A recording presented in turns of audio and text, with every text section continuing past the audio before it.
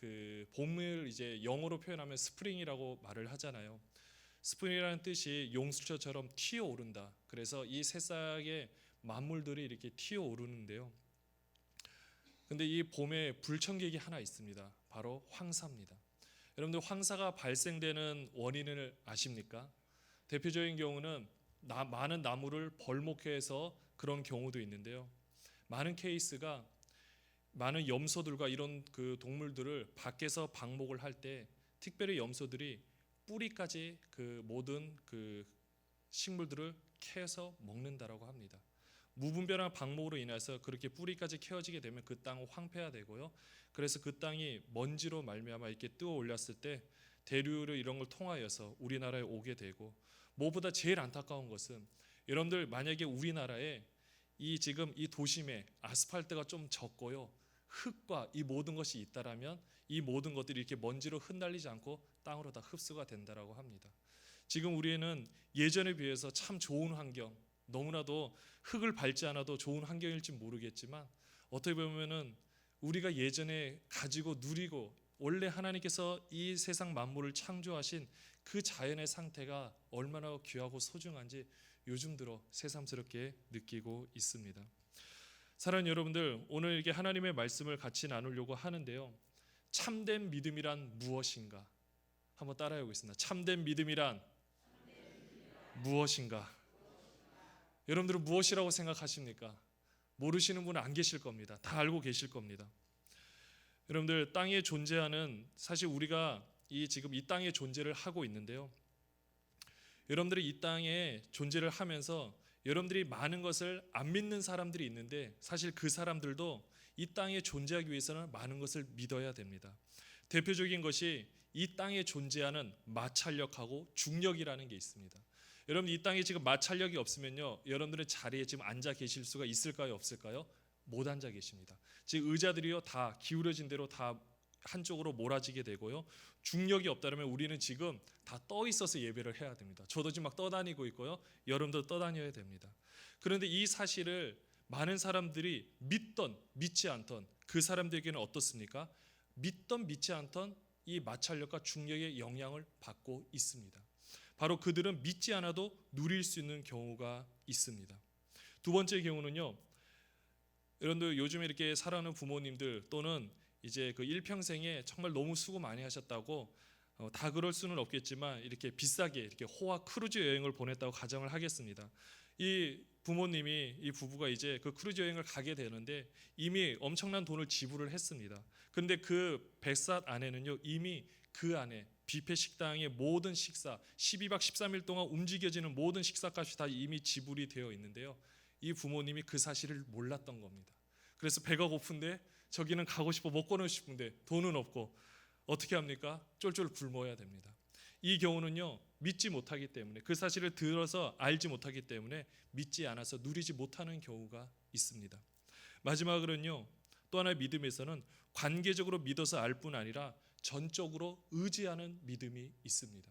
제가 가끔 이야기하는데요, 저에겐 사랑하는 아들과 딸이 있는데 예전에 저희 집이 조금 했을 때는 2층 침대가 있었습니다. 굉장히 높은 2층 침대인데요, 가끔 그 어린 딸이, 그때 3살밖에 되지 않았는데 2층 침대 오빠가 자는 곳으로 이렇게 사다리를 타고 올라갑니다.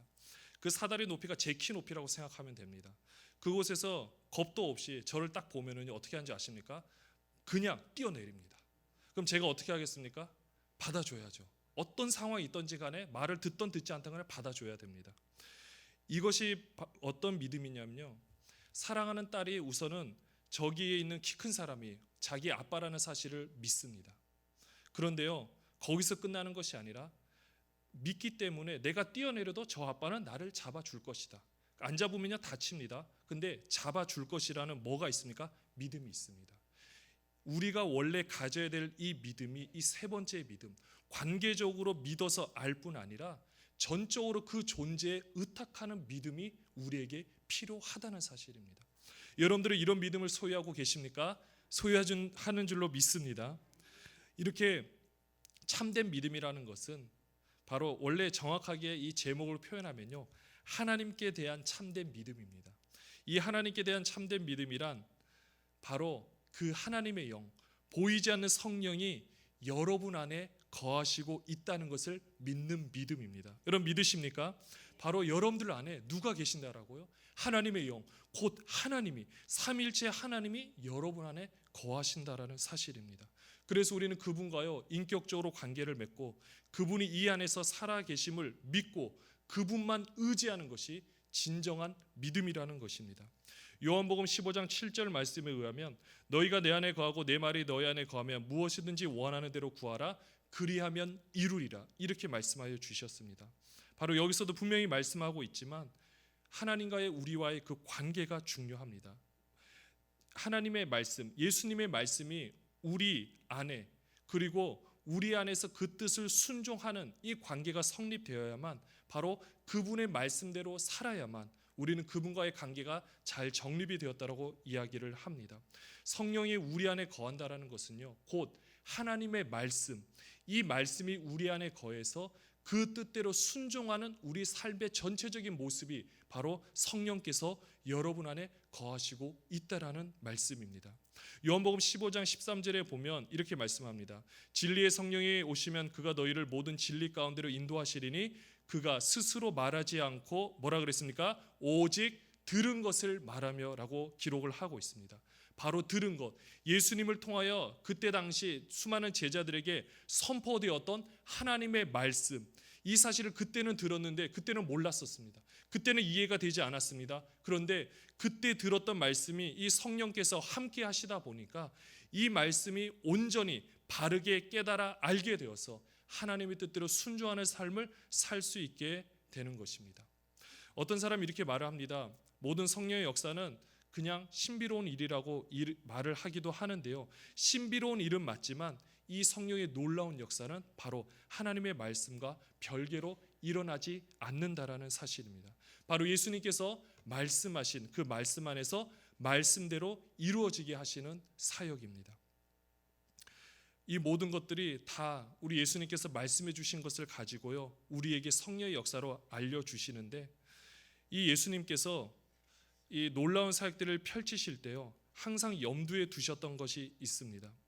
바로 마태복음 9장 35절 말씀에 보면요 이렇게 얘기를 하고 있는데요, 제가 읽어드리겠습니다. 예수께서 모든 도시와 마을에 두루 다니사 그들의 회당에서 가르치시며 천국 복음을 전파하시며 모든 병과 모든 약한 것을 고치시니라.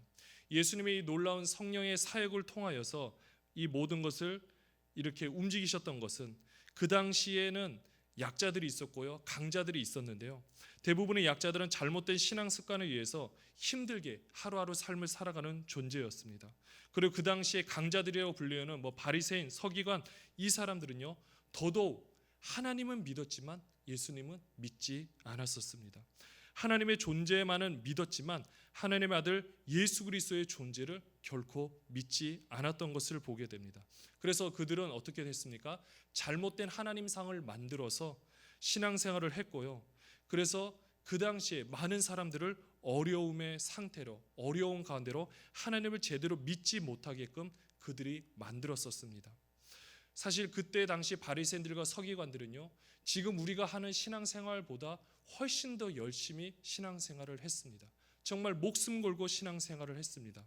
하지만 그들은 그렇게 열심히 했지만 잘못된 믿음 때문에, 바른 믿음이 아니라 하나님과의 올바른 관계로 된 믿음이 아닌 잘못된 믿음으로 말미암아 그들도 힘들게 삶을 살았고, 그들로 말미암아 수많은 사람들까지 함께 힘들게 살 수밖에 없었다라는 사실입니다.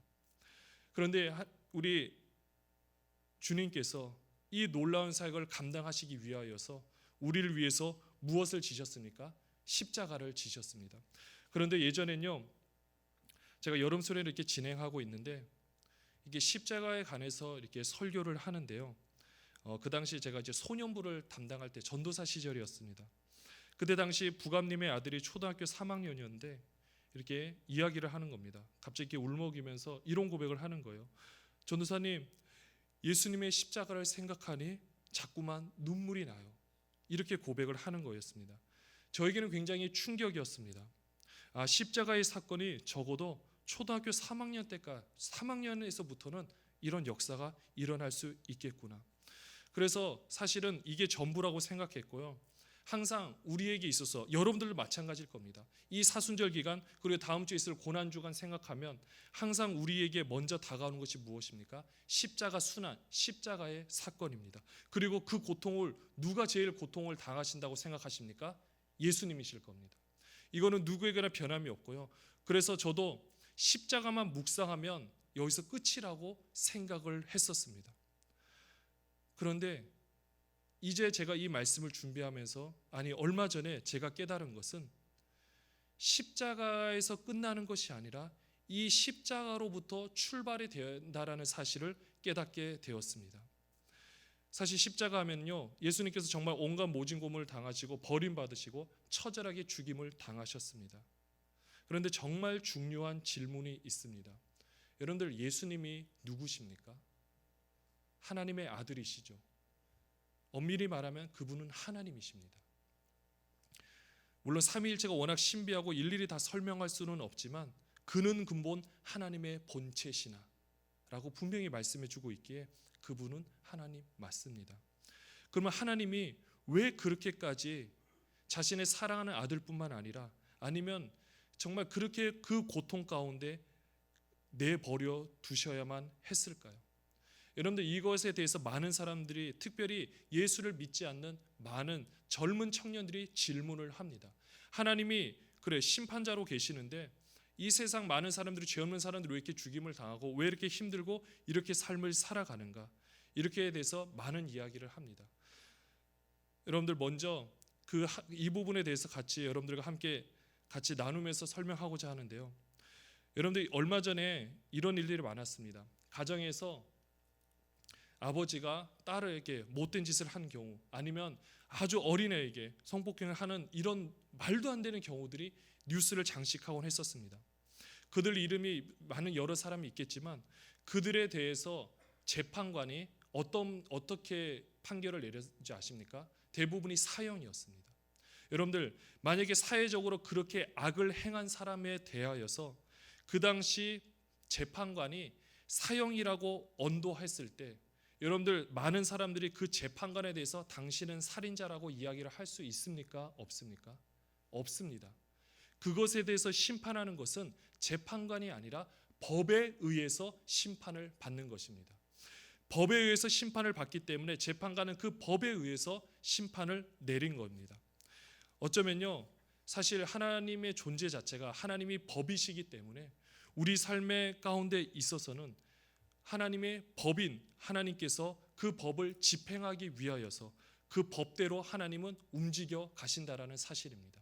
만약에 하나님이 그 법을 만들어 놓으신 법을 부정한다는 것은 하나님의 존재 자체를 부정하는 것과 마찬가지이기 때문에 하나님께서는 이 법을 집행하시고자 하나님께서 택하신 방법은 바로, 원래는 누가 죽어야 됩니까? 십자가에서 누가 죽어야 됩니까? 우리가 죽어야 됩니다. 그런데 자식을 이길 부모가 없고 자식이 죽는 것을 바라볼 수 있는 부모가 없기 때문에 하나님께서는 그 죽음을 대신해서, 인간의 죽음을 대신해서 하나님 본인, 하나님께서 직접 죽기로 작정하셨다라는 겁니다.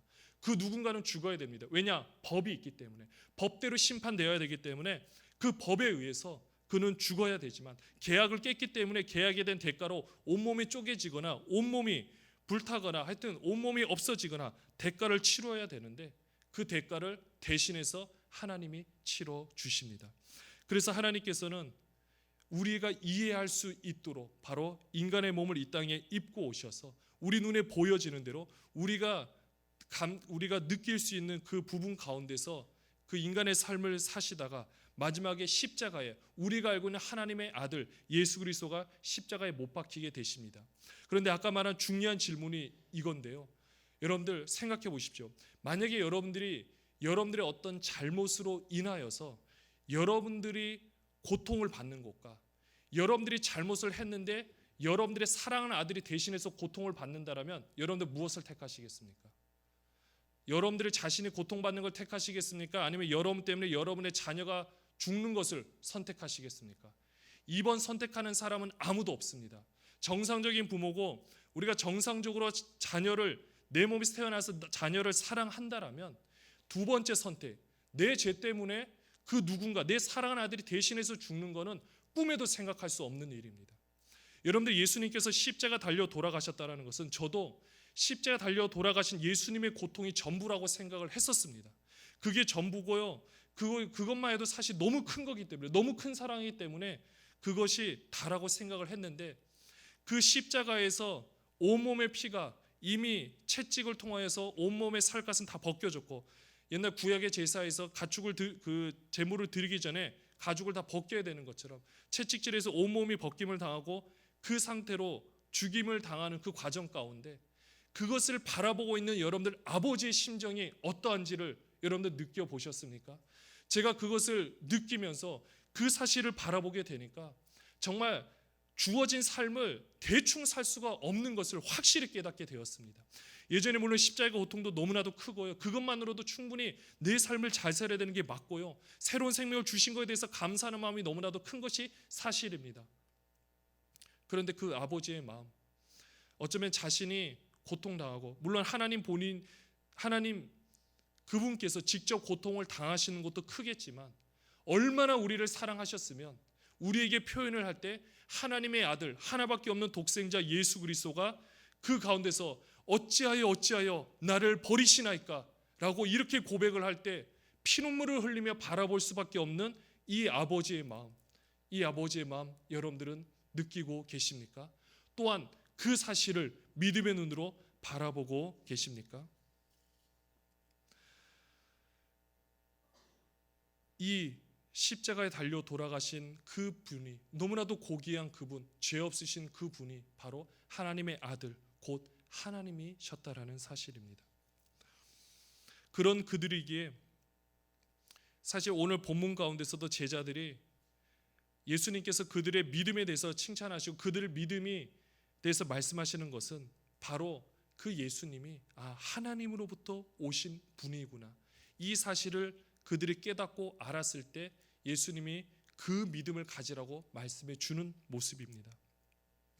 이제는요, 더 나아가서 그들에게 있어서 이제 너희들이 나를 통하여서, 너희들이 예전에는 나한테 말하면 내가 그것을 가지고 하나님께 아뢰는데 이제는 그러지 않아도 된다. 나중에 어느 한때가 되면, 물론 예수님께서 부활하신 그때 또는 그 후에 나아가서 성령께서 오순절 성령 강림 사건을 통하여서 우리 성령께서 우리 모든 사람에게 함께하여 주신 그때가 되면 이제는 내가 너희를 대신해서 이것을 하는 것이 아니라 너희가 내 이름으로 너희들이 하나님께 구할 때 하나님께서 그 모든 것에 대하여 선하게 응답하여 주실 것이다, 이렇게 말씀하여 주시는 겁니다.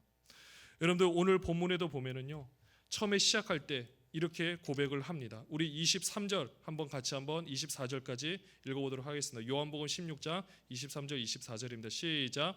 그날에는 너희가 아무것도 내게 묻지 아니하리라. 내가 진실로 너희에게 이르노니 너희가 무엇이든지 아버지께 구하는 것을 내 이름으로 주시리라. 지금까지는 너희가 내 이름으로 아무것도 구하지 아니하였으나 구하라, 그리하면 받으리니 너희 기쁨이 충만하리라. 아멘. 많은 주석학자들은 이 그날이, 물론 대부분이 이 부활 때, 왜냐하면 예전에 예수님께서 너희가 지금 나를 보지 못하나 잠깐 보지 못하겠지만 다시금 나를 볼 것이다 라고 말을 하고 있기 때문에요. 그리고 예수님과 성령 하나님은 다른 인격처럼 묘사를 하고 있기 때문에 대부분의 주석학자들은 이 날을 부활의 날이라고 표현을 하기는 합니다. 물론 부활의 날 맞지요. 근데 부활의 날과 더불어서 오늘 말씀의 전체 전후 문맥을 다 살펴보면 결국은 이렇게 예수님께서 말씀하시는 것은 그날 가운데, 그리고 그 이후 가운데 너희들이 구할 것이, 진정으로 구해야 될 것이 무엇인지 아느냐? 그것이 바로 성령이다. 성령으로 너희가 모든 것을 구하면 그가 너희에게 모든 것을 가르쳐 알게 하고 너희가 구한 것 이상으로 모든 것으로 너희와 함께하여 주실 것이다, 이렇게 우리에게 말씀하여 주고 있다라는 사실입니다.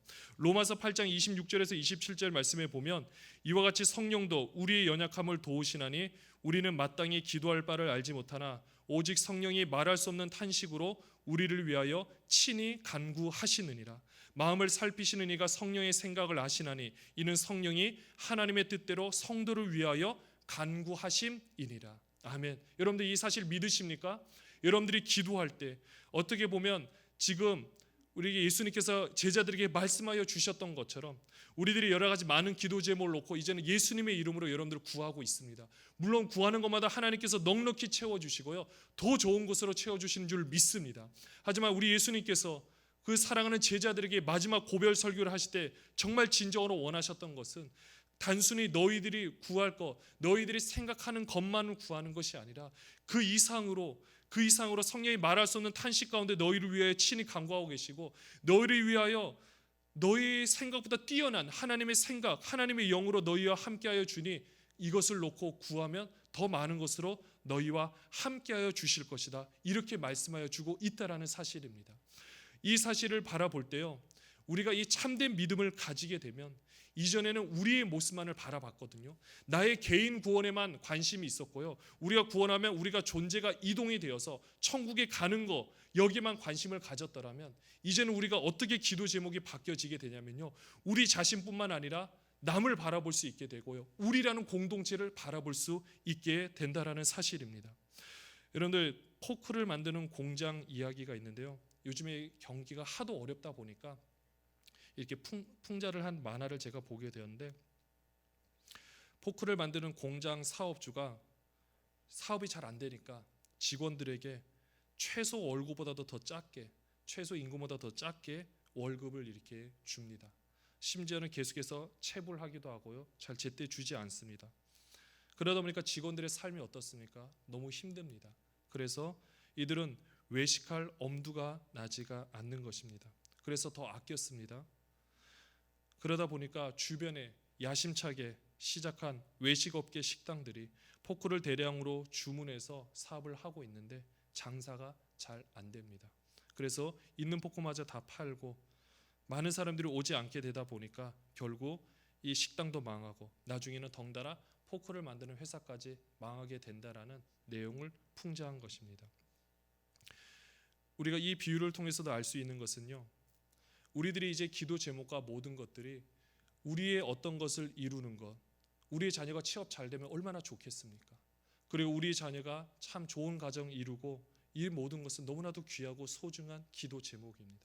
그런데 우리가 조금 더 나아가서 바라본다라면요, 우리의 모든 젊은이들이, 우리 사랑하는 젊은이들이 함께 어우러져서 생활할 수 있는 이 모든 환경을 위하여서 우리가 함께 기도하고 만들어주는 작업이 우리에게는 더 중요하다라는 사실입니다. 하나님께서 우리를, 여러분 생각해 보십시오. 여러분들이 이 자리에 나와서 여러분들이 여러분의 자녀를 위해서 기도하는 것 이상으로 참 좋은 것은요, 우리 신일교를 위해서 기도하는 것이 훨씬 더 좋을 수도 있습니다. 저도 제가 우리 자녀들을 바라보면서 하나님께서 저를 왜 신일교회를 보내주셨냐 생각하면요, 저희 자녀들이 이 교회에서 누리는 혜택이 참 많고 너무나도 귀한 것을 항상 매번마다 제 아내와 이렇게 이야기를 나누면서 참 감사해하고 있습니다.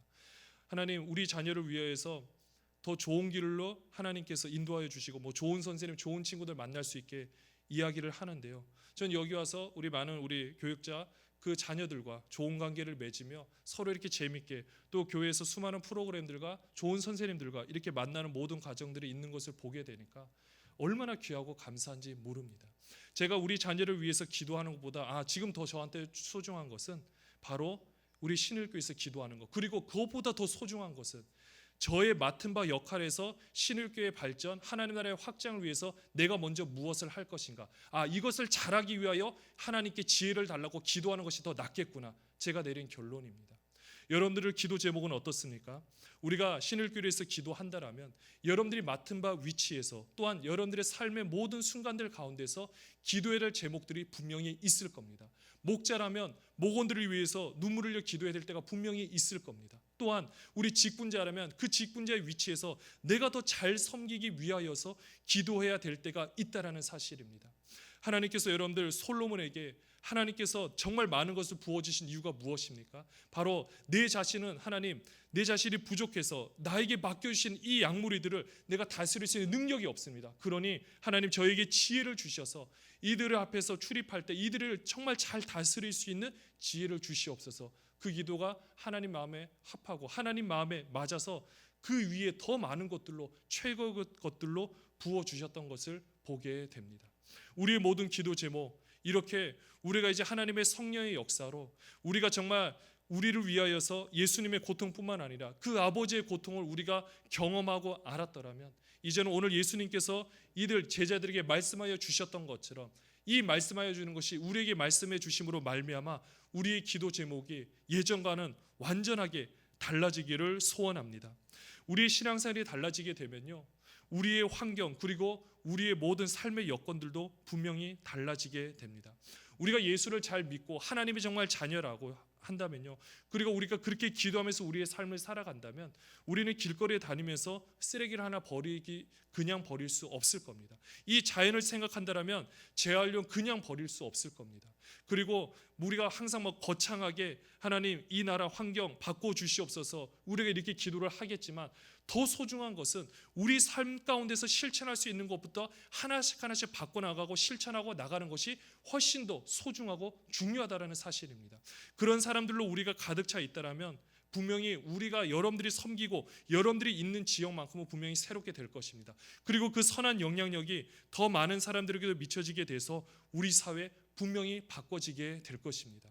우리가 먼저 우리 가족, 우리 개인만 생각하는 것이 아니라 이 개인이 잘 살기 위하여서 더 많은 사람들을 바라보며 그들을 위해서 그들 한 사람 한 사람을 향한 그 아버지의 마음을 생각하면 우리가 그냥 가만히 있을 수 없는 것처럼 그 아버지의 마음을 가지고 그들을 위해서 기도하면 하나님께서 더 놀라운 것으로 가득가득 채워 주실 것입니다. 마태복음 6장 31절에서 33절 말씀에 보면 여러분들이 잘 아시는 말씀인데 제가 읽어드리겠습니다. 그러므로 염려하여 이르기를 무엇을 먹을까 무엇을 마실까 무엇을 입을까 하지 말라. 이는 다 이방인들이 구하는 것이라. 너희 하늘 아버지께서 이 모든 것이 너희에게 있어야 할 줄을 아시니라. 그런즉 너희는 먼저 그의 나라와 그의 의를 구하라. 그리하면 이 모든 것을 너희에게 더하시리라. 잘 아시는 대로 이 당시에는 지금보다 먹을 것을 구하기가 훨씬 더 힘들었던 시절입니다. 요즘에 텔레비에서 굉장히 인기라고 하는데요, 저도 설날 때 만두를 빚다가 한번 봐봤습니다. 삼시세끼라는 프로그램이 있습니다. 네, 아시는 분은 아시고 모르시는 분은 모르실 텐데요, 어떤 한 배우가 하여튼 삼시세끼를 어촌에서 해결해서 자연산으로만 해결해서 먹는 겁니다. 사실 온 국민이 그 먹는 것에 다들 이렇게 열광하는 것을 보면 참 재밌기도 한데요, 제가 그 프로그램을 한번 본 적이 있고 그때 보니까 또 정글에서 이렇게 삶을 살아가는 이 모습을 담은 이 하나의 그냥 그 예능 프로그램이죠. 정글의 법칙인가, 이것을 제가 두 개를 한번 보게 되었습니다. 둘 다요, 먹는 것 때문에 힘들어하고 먹는 것 때문에 고민하고 먹는 것 때문에 싸우는 겁니다. 이것을 바라보면서 지금은 우리가 인스턴트 식품과 나머지를 통해서 쉽게 먹을 것을 구하는 시대이겠지만 분명히 이 시대만 하더라도 정말 농사가 잘 되지 않으면 너무나도 힘든 시대였고 먹을 것이 없었던 시절이라고 우리가 잘 알고 있습니다. 그럼에도 불구하고 이들이 염려하는 것과 지금 우리가 먹을 것이 없어서 염려하는 건 차원이 다르겠죠. 그럼에도 불구하고 그때 많은 사람들이 염려할 때 예수님께서 말씀하시는 것은 거기에 대해서 염려하지 말고 아무것도 걱정하지 말고 먼저 그의 나라와 그의 의를 구하면 이 모든 것을 너희에게 더하시리라, 이렇게 말씀하여 준 것입니다. 이게요, 저도 그냥 개인적으로 그냥 내가 염려하니까 염려 안 하면 하나님이 채워주시겠지 이렇게 생각했거든요.